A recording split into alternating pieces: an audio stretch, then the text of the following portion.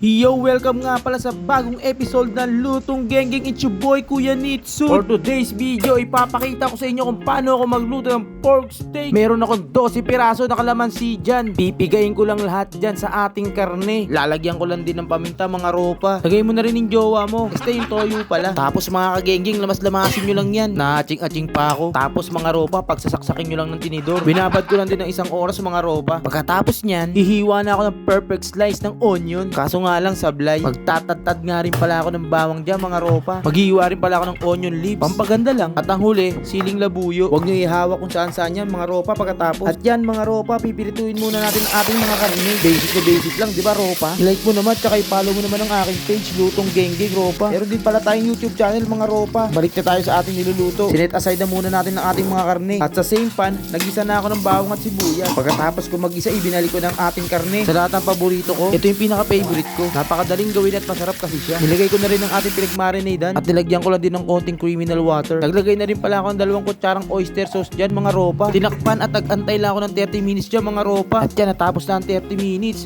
Malambot na ang ating karne. Inilagay ko na rin ang tirang sibuyas. Yun o mga ropa, kita mo naman yan, di ba? Mabisa na yan. O paano? Di ko na patatagalin to, pupudripin ko na to mga ropa. Unang kagat, high blood agad. Paniguradong sira diet mo dito. At yun, maraming salamat nga pala sa pagsama sa akin mga ropa.